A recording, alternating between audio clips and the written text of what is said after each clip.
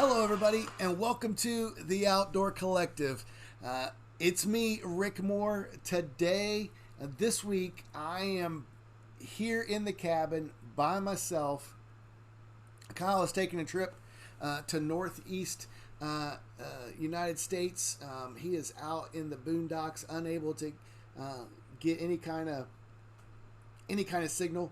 He's off the grid, and so you guys get to hang out with me, and I'm kind of excited about that, simply because it's my first chance to say to you, thank you for all the support, for all the love, and for all the wonderful things that has happened over what has almost been about 5 months, and you guys have just, you know what, continue to show up, continue to listen, and I just want to thank you. Thank you for going out there and liking our page. Thank you for liking our episodes. Thank you for subscribing on Spotify, on Apple Podcasts, on Google Podcasts. Thank you this season for joining us on YouTube and checking us all out video-wise. Thank you for putting up with bad microphones, bad jokes. Thank you for putting up with whatever it is you have to put up with to be here. And we're just, I say we, but it's me. I am utterly amazed that you give us a chance to kind of just hang out with you every week. And so let me say again, thank you for doing that. If you haven't, please, I'm begging you, go subscribe on YouTube. Please go and like and subscribe to make sure our podcast comes to you. Please go review. If you haven't done it, please go review. Give us an honest review of it. If you like it at all, please give us 5 stars. All that helps to kind of get the word out there that about the Outdoor Collective. So I'm done begging. But I will again say thank you for being part of this thing that we call the Outdoor Collective. Hey, when Kyle told me he wasn't going to be here this week, I kind of was like, well, you know, I can talk for a little bit about all kinds of stuff. In fact, I could talk a long time about stuff with no notes, and maybe even make sense, and maybe it be worth listening to. But what is something that you know that's a little different, that gives you a chance to experience something new. And so what we're going to do tonight and for this week is have our first ever interview on the Outdoor Collective, and I hope what will be for sure not our last interview, because again, 2 people don't make a collective, and so getting as many voices on here is something we love to do. If being part of an episode, if there's something on your heart, if there's something you're like, hey man, I feel like I got a little bit to say about this kind of thing, about the outdoors, we'd love to hear it. We'd love to see if we can figure out a way to make that part of an episode. So we invite you to reach out to us. But today, I reached out to our buddy Jordan Lacy. Jordan, we are part of the Tri-State hiking event group together. We brought up Jordan Lacy and his family about 20 weeks ago, as they were in week 22 of the 52-week challenge, and they were heroes of the week back then. And so I went ahead and reached out to him and said, hey Jordan, hey, here's a couple things I'd love to hear from you, hear about from you. And he was kind enough to join us. And so without further ado, I'm going to go ahead and we're just going to turn it over to that interview with Jordan Lacy. Ladies and gentlemen, it is my privilege to introduce our first guest to the podcast, Jordan Lacy. A lot of you guys are on the Tri-State Facebook page, Tri-State Hiking Events Group. You see his adventures on there. Him and his wife, Caitlin, travel over, hike all over the place, have some great pics. We're excited. Jordan, welcome to the Outdoor Collective. Hey, Rick, glad to be here tonight. Listen to every one of your guys' podcasts. Real great stuff. Super stoked, though, to be a part of it tonight, finally. Hey, that's awesome. We're glad you can hear. Hey, I'm sorry. You only get half of the experience with Kyle out in the boondocks in out in the Northeast somewhere, but you get me here in the cabin. But honestly, Jordan, for a while, probably a good 3 to 5 months, if not more. I have been wanting to ask you a couple questions, especially having to do with your 52 hike challenge. Dude, I see your stuff coming out Sundays, Mondays, stuff you're posting from the weekends, 52 weeks of hikes, all over the place. Kind of fill me in how that came to be, where you got the, I'm assuming this wasn't just your idea. You saw it somewhere kind of deal. If it was your idea, dude, why are you even not packaged it, but making tons of money on it. But kind of just give us where'd that come from? How that all get started? Well, I'd been seeing it around, floating around socials. You've seen all the pictures I post and whatnot, and I'm real big on Instagram, just, sharing pictures, seeing everybody else's, following different hashtags.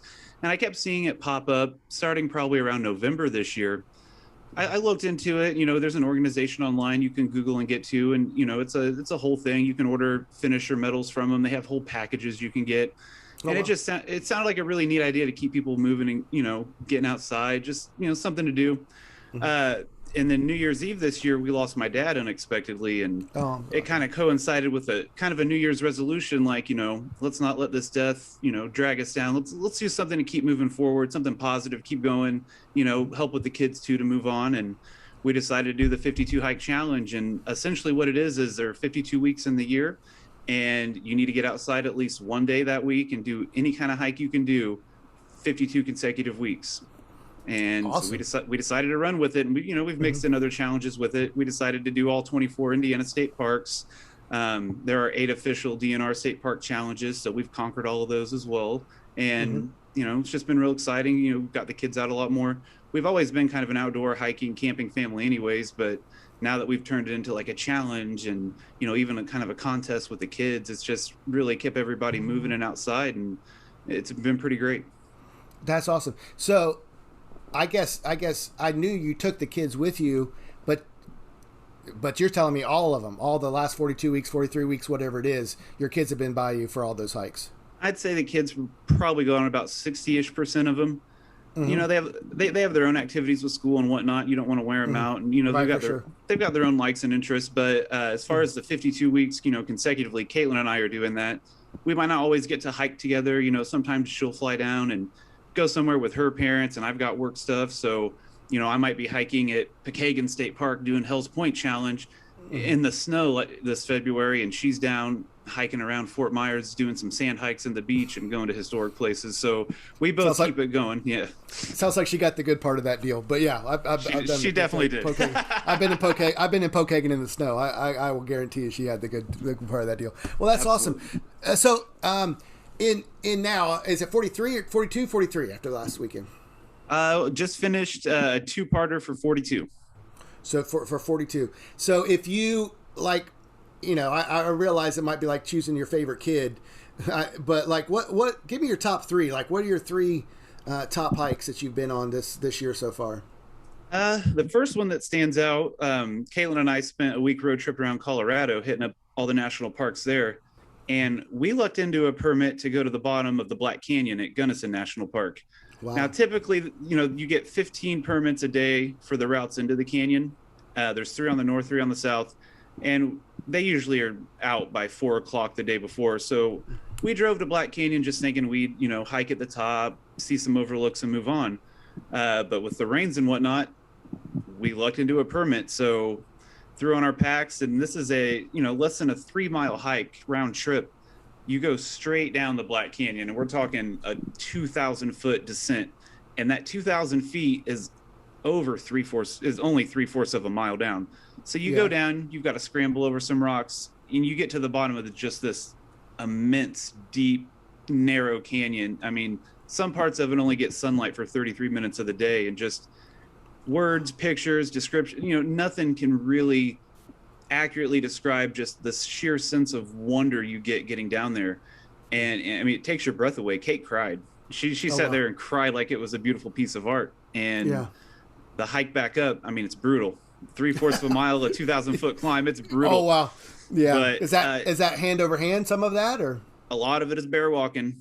We had a game over who was falling the most, and ended up being 6 for Kate, 5 for me. But you get to the top, and it's one of the most rewarding feelings you get of any hike. I mean, it's one of the shortest we've done at 2.6 miles total, but I mean, it's just the sheer wonder of that canyon. Another one that comes to mind is the Chapel Basin loop up there at Pictured Rocks in the UP. Okay. We brought the kids with that. That was our 4th of July hike. We go up to Michigan every year with the kids, and we decided to spend 4th up there.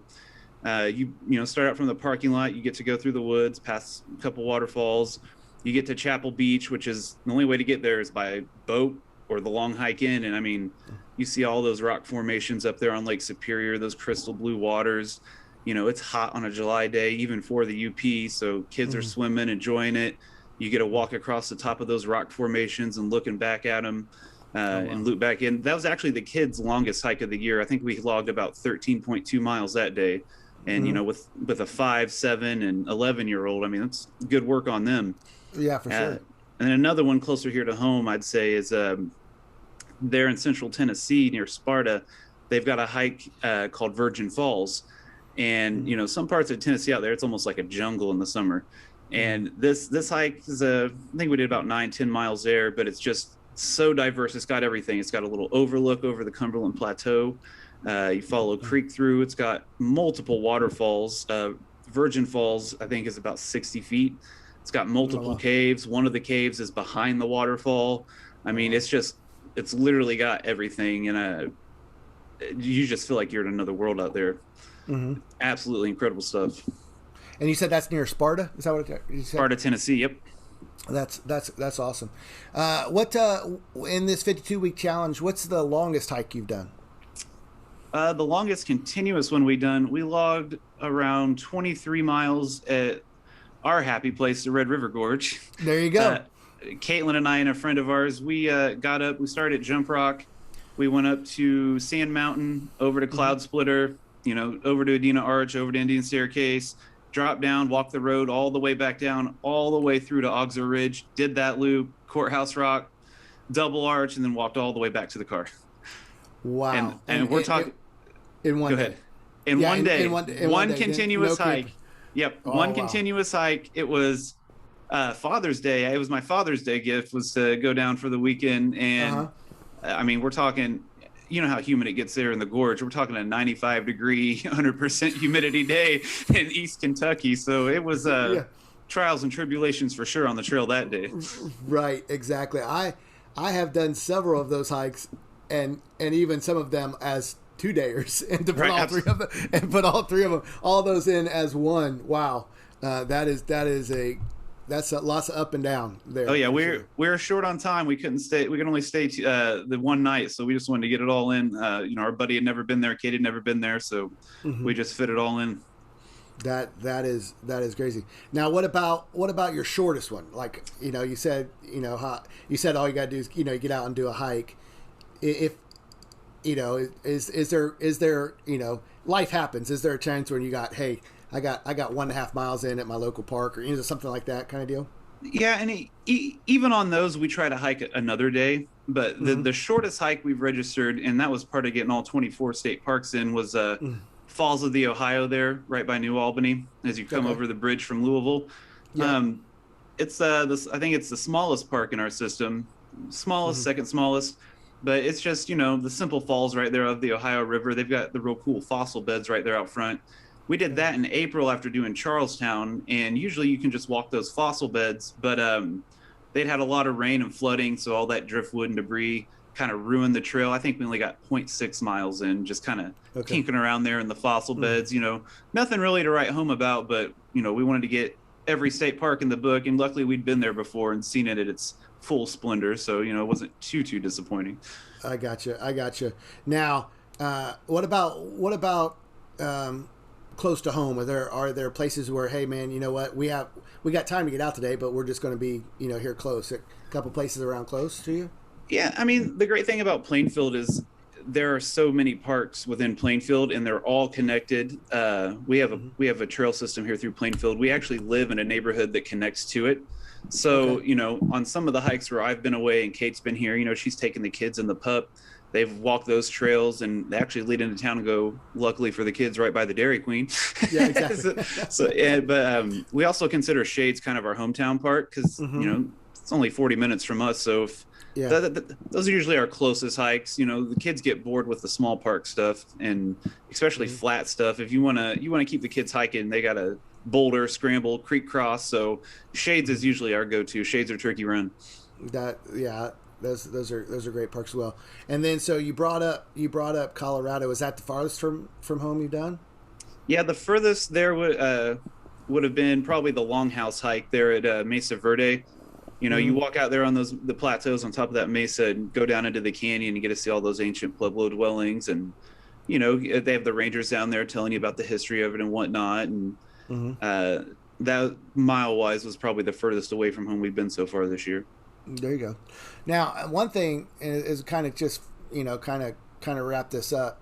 In my mind, getting out 52 times a year takes a lot of planning. So how much time have you spent on this, or how much time do you how did you make that all work?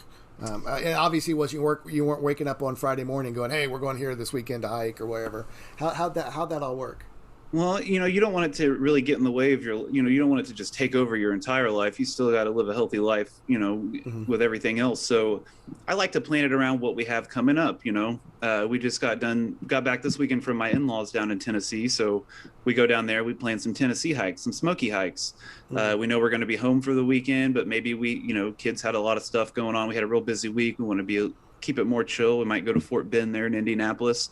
If it's a place we've been, we don't really put a whole lot of thought into it because we've been there several times. Mm-hmm. But places that are new, man, especially if it's real backcountry stuff, I might spend weeks planning it, reading reviews, watching YouTube videos of people who've done it before. It really just depends what your comfort level is and how far away you're going away from your comfort zone. Yeah, cool.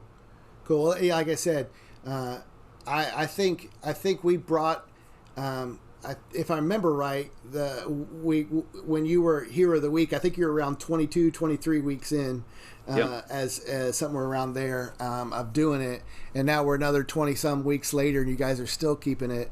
I tell you what, it's inspiring. It's something that I'm going, man. I love being outside. I got to figure out a plan to make that work, even if. But I feel a lot better now knowing it could be a 0.6 mile high. Yeah. No, I mean, it's as far as that goes. But yeah, that's really cool. Absolutely. Any kind of, maybe, if somebody's thinking about doing it, or anything, any kind of last words on that you maybe want to throw out there. It's just one of those things that you don't have to look to, oh, I have to get 10 miles in to make this count, because at the end of the day, it's only with yourself. Is only what you're doing if you're really putting your heart into it. And if you're really focused on something, it's something you love, like hiking. For me, it'll come easy and naturally. We've always been hikers, but they've always been shorter hikes. We haven't been we've done a few adventurous things before we started this, and you start it and you're like, oh man, 5 miles seems like an eternity. But I'm telling you what, it doesn't take long before 5 miles seems like kid stuff. So I just say, if you want that as a goal, really put it in your heart as a goal and just go for it. And, just keep it at your comfort level. It's not a race. It's not a competition. It's just something to keep you moving forward and, enrich your own life. Well, that's awesome, dude. I'll tell you what, like I said, seeing you and Caitlin and the kids in your pictures, it's kind of fun for trying to follow along with that, as far as that goes. You brought up your in-laws, your trip down to see the in-laws this week.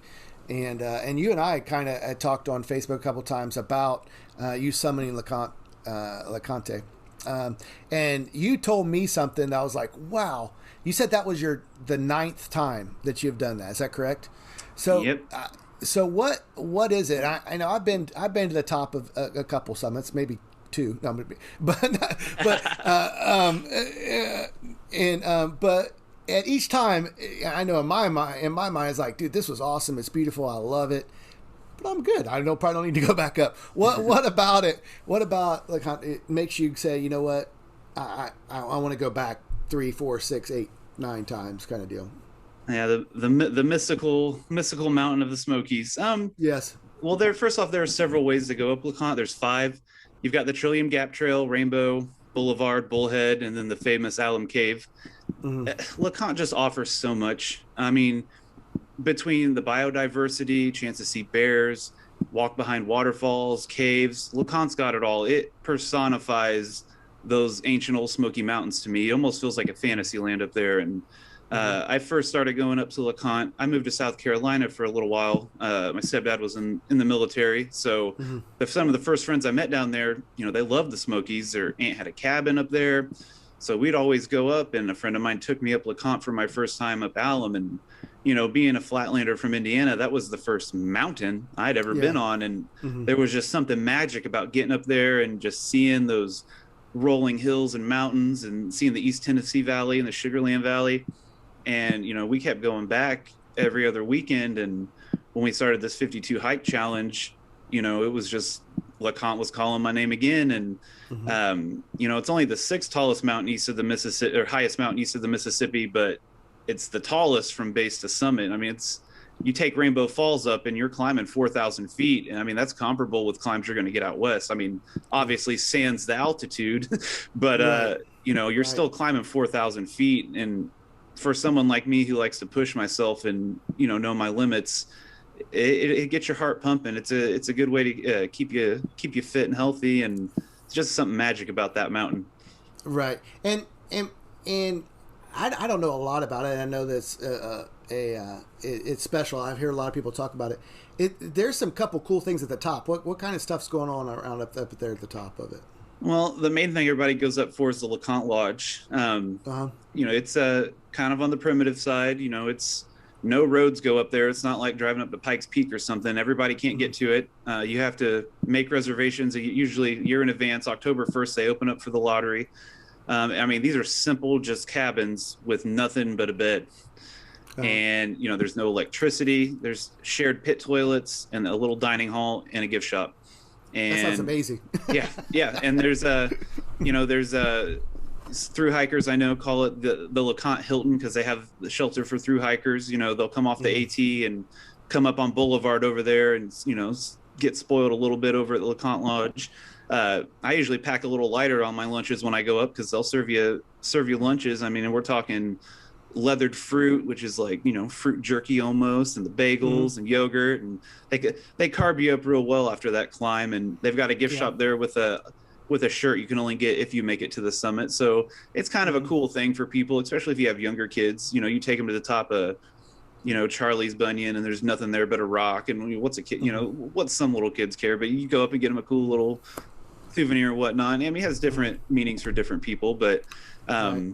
it's it has four separate summits up there. You can go over to Myrtle Point, Cliff Tops, High Point, each of them with their own dynamic views of the surrounding area. So you can make a different trip for each summit. They're all spread apart over the course of a mile up there on the ridge.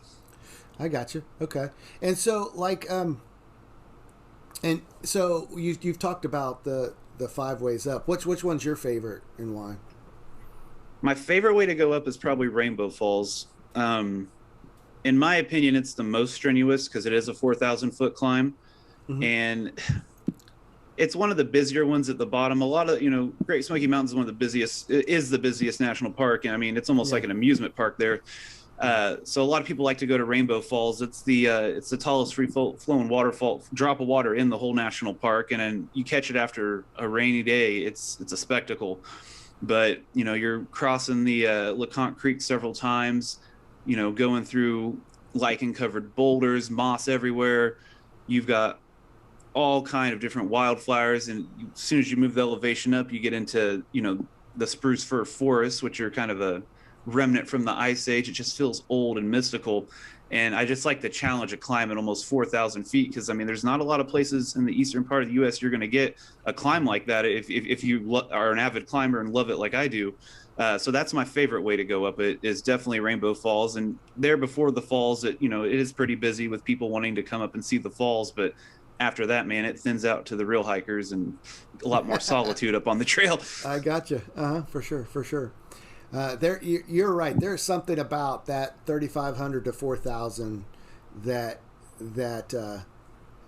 is a step above. It is, yeah. It is, and I didn't realize it too much even till going there to Exit Glacier in Alaska. Just that extra whatever that is. There's something there for sure. Mm-hmm. If I've never been there, and I was wanting to plan to go. Had a night or a day or two down there. What do I need to do to make sure? Hey, you know what? You don't want to miss this. How would you tell me, somebody listening? What is the hey? If you're going for one day, here's what you need to do. If you're going to Leconte, I'd probably give people one or two options. Take Rainbow up, like I said, but you can make a loop out of it. Some people don't like out and backs; they like to change the scenery up. So if you're more of a looper, you can take Rainbow up. And then if you come down the Bullhead Trail, that's probably the least used. So you're going to get total solitude. And with the fire they had back there, back a few years ago in Gatlinburg, it's wiped out a lot of the trees at the top. So you're getting just stunning panoramic views the whole way down. And I like going down Bullhead because it's hard to look back and enjoy those views when you're trying to, look at the rocks you're stepping over up. But you can come down and enjoy those views. And Alum Cave, though, is the famous one. It's super scenic too, and you get to pass through the Alum Gap right there, go through Alum Cave. Some people say it's the most strenuous because it's the shortest and you're still climbing up. I guess that's just all perspective. I think Rainbow's tougher, but I mean, with mountains, especially if it's your first time, just the basics. I mean, layers. The weather can change on you. It could be 75 degrees and sunny in Gatlinburg, and you get up to the top of Leconte and it's 40 and raining and foggy. So, be prepared, layer yourself up, know how much water you need. If you got bad knees, I'd recommend a hiking stick. I don't like to carry them down. So I usually just find a good solid piece of wood out in the woods to use on the way up or find one for the way down. Just some people like the way up. Some people it's harder to go down. But, get up. I'd start early. Those parking lots fill so fast. And unless you're using a shuttle service, I mean, I started my hike up to LeConte this past weekend at 5 a.m. I also want to do that so I could catch the stars, but I got to the parking lot and I think I was the 7th car already. And by the time I came off that mountain by noon, telling you what, both parking lots were full and they had cars both sides of the road for about a mile, 2 miles down each way. So, know how to time it out because it gets busy. That 441 right there through the park is just the main artery through, and it's packed all the time. Yeah. How long should I plan? How long is that trip up and back? I realize you ran up it in 10 minutes or whatever. No, you're being silly. But like, yeah, if I'm taking a nice hike, well, let's start with that. Like, what are we talking mileage here? I think I saw Alum was like 5 miles up. Does that sound right? Yeah, so you figure it's about 5 miles up, a mile across if you want to go all the way over to like Myrtle Point and see the different summits, the mile back, and then the 5 back down. So you're looking at close to a 12-mile hike to do all that. Mm-hmm. Rainbow, you're pushing about 15, 16. Okay. So, and if you hike in flatland, I tell people if you're going up in elevation like that, I'd plan for about a mile every 45 minutes to an hour. Just depends on what your level of fitness is. Yeah, for sure. Okay. Well, thanks, man. I mean, again, just seeing the pictures, hearing that, and we have several people that listen that have been up there, and I've heard people talking about it. But just when you told me it is my 9th time up there, I'm like, okay, let's hear from a guy that's done this 9 times. It's got to be something special. Hey, as we kind of finish up here, Jordan, as I one thing that really kind of impresses me, and you and Caitlin, is that a lot of your pictures, a lot of your adventures, you got your kids with you. You just said 5, 7, 11. What about that? How's that working for you? How's that, with the kids? Is that, I mean, obviously, I'm sure, you didn't start that yesterday. So you've been doing that for a while. I was a dad that carried kids on my back and did stuff. Yep. what are some ways you're making that work to make sure everybody's getting involved and doing that kind of thing? Well, we've been active like that forever. We've got pictures of all the kids dangling from my chest or my back out on hikes and whatnot. We take them camping out on the Peninsula Trail there in the Dean Wilderness that Kyle and I hold so dear to our hearts. Yes, for sure. That's their favorite spot to go, and we just we try to keep them interesting. We've taken them to different places like Owabachi State Park. It's a cool little park with history, but it's all flat. It goes around a lake and through some woods, and if they feel like they're marching, they're just not into it, So if you take them to places it's just like a natural jungle gym and makes it feel like they're explorers or an adventure, then they really get into it. And especially doing stuff with the state park challenges. We've done the Four Falls Challenge 3 times now at Clifty Falls, and kids love it because Trail 2 goes through the creek. You got to boulder through to get back to the 2 waterfalls. You're going through that tunnel cave. It's got everything. So if you keep it interesting, go at a pace that's comfortable for the kids. Make sure that they're in comfortable shoes, clothes. Just preemptively plan for all of that, so they don't have as much to whine about, and they're just having the best time they can. Keeps them motivated. You try not to burn them out. That's why I said they don't do all 52 with me. So as long as you don't burn them out on it, they'll look forward to it most days. That's awesome. Well, Jordan, again, tell your wife Caitlin thanks for allowing you guys to do that, to be part of all that. Thank you for being part of this community of the Outdoor Collective, and I know you've talked about patches and flags and all that fun stuff, and Kyle and I just appreciate all the love and support you guys give us. So hey man, thanks for being our guest. We hope that you continue to get out there, that 52. We can't wait to celebrate that 50-second hike with you, and man, keep it up. Good job. Heck yeah, appreciate it, Rick. You guys take care. We'll talk to you later, man. Peace. Hey guys, thanks so much for being part of the Outdoor Collective. Thank you for showing up. Thank you for listening all the way through. It is that time of the night where we say the outdoors is nearly perfect. The only thing missing is you. Have a great week.